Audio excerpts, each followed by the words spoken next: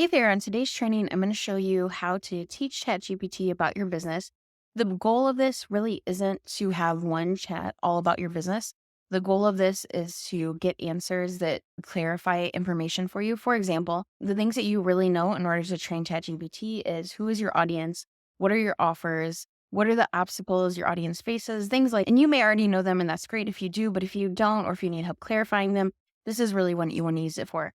Now, looking here, I have a few examples. So when I'm training ChatGPT, I train it to have a team or to be a team rather for me. And you'll see that just this over. All right. So I have those, I have it linked to, but I also have it with a T. So these are my team members for AI. I have others. This is just to give you an example. And so I keep track of that on here. Now, if you're looking for training on that, let me show you where you can find it in AI Copy Club. So right now when you come in, it's under, we have get to know your avatar better with ChatGPT, turn ChatGPT in your AI team, create your own custom prompts.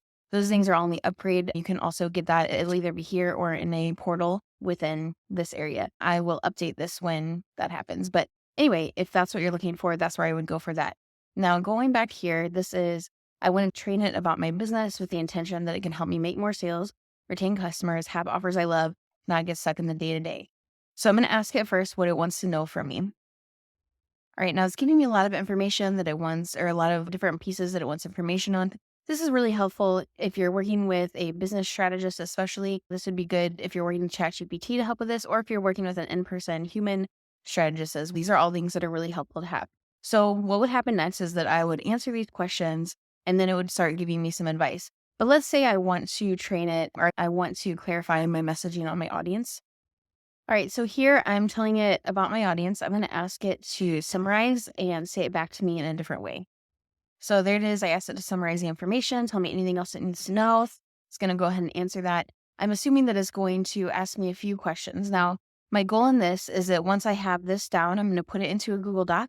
And then I'm also going to put the link into here. The reason is because then I can just copy and paste it into any chat that I go into. I don't want to have it, for me personally, I don't always like having it in the same chat for everything. I do if I'm asking my AI team, for example, like a data analyst, if I'm asking them something, I want to keep it in this chat personally.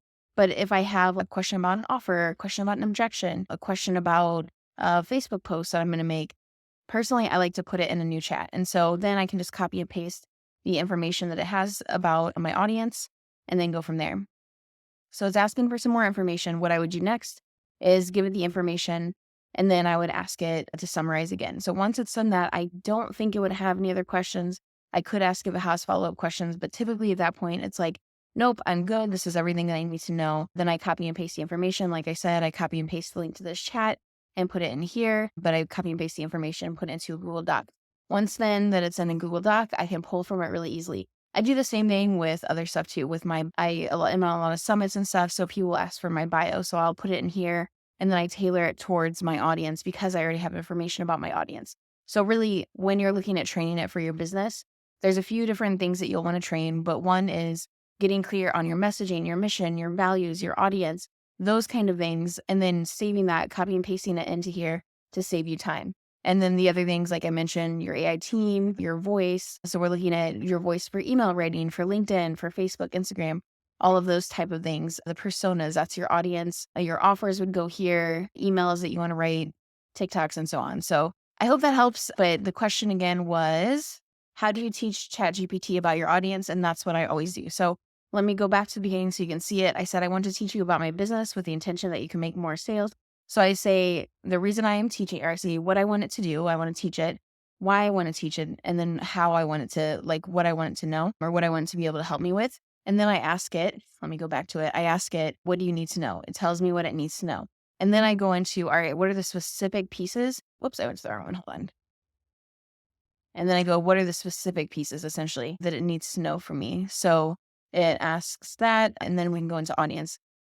And the specific things it asked for me was business background, product or services, marketing, advertising, customer experience, business goals, and current challenges. Those are some things that it might ask you. Based on what you say, it might ask you something a little bit different, but that's the gist of it. Hope that helps.